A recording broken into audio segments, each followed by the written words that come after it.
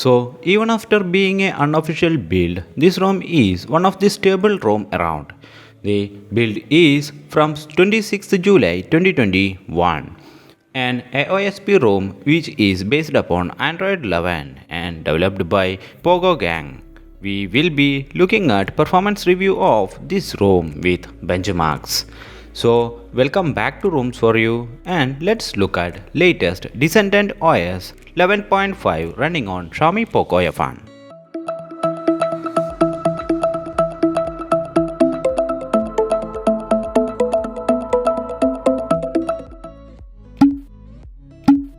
To begin with, let's quickly get into about font session. I am using a vanilla build with NixG app stock version.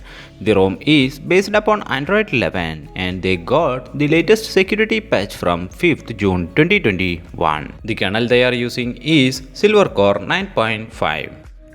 When it comes to security session, the ROM does has fingerprint, IR face unlock, smart lock and more. Fingerprint and face unlock are faster enough, and the app lock here does support face unlock feature and it works well.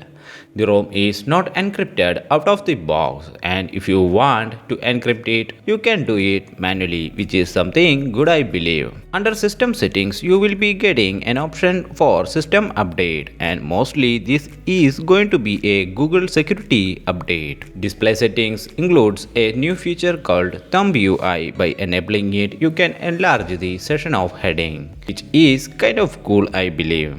All other settings are the same as previous. The ROM does lacks notch heading from here, and yeah, the feature is present under developer options, but due to some unknown reasons, the hiding option is not present. Under battery settings, the ROM includes pixel thermal switching and there are bunch of profiles available, and I couldn't find anything useful here.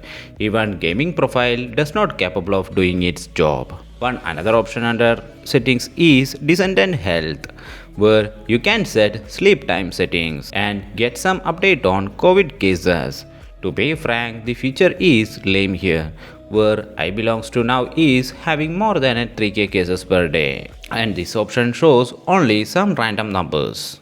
Now let's talk about dialer. The ROM does not include any call recording feature, but the animation and response time of dialer are very smooth.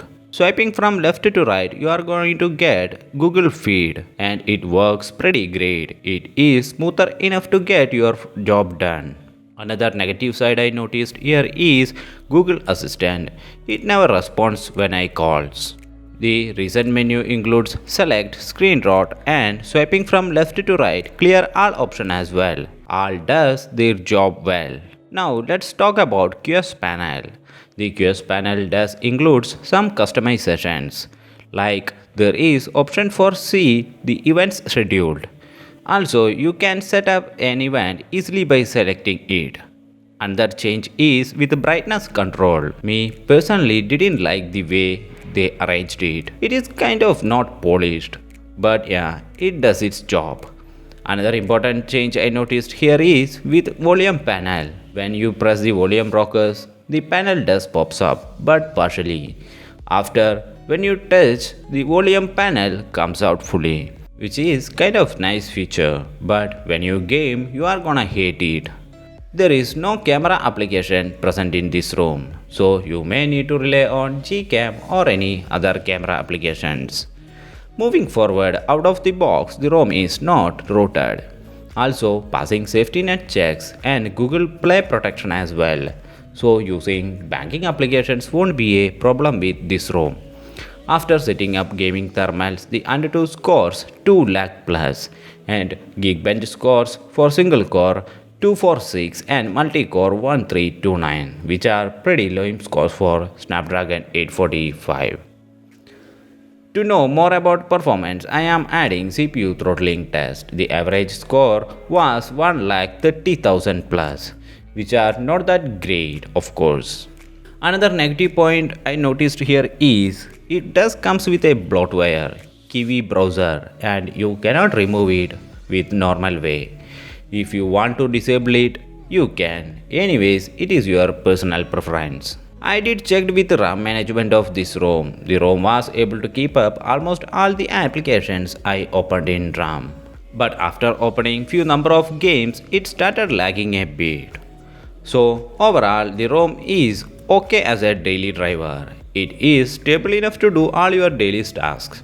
I am not going to do a gaming test on this ROM since you can already calculate the phase of performance in terms of gaming. If you really want to try this ROM out, you can, but you may need to rely on any performance based canals to get more out of it. So that's it guys, hope this video was helpful to you. Like and shares are always appreciated. Subscribe if you like to support the channel. I'll see you in next one.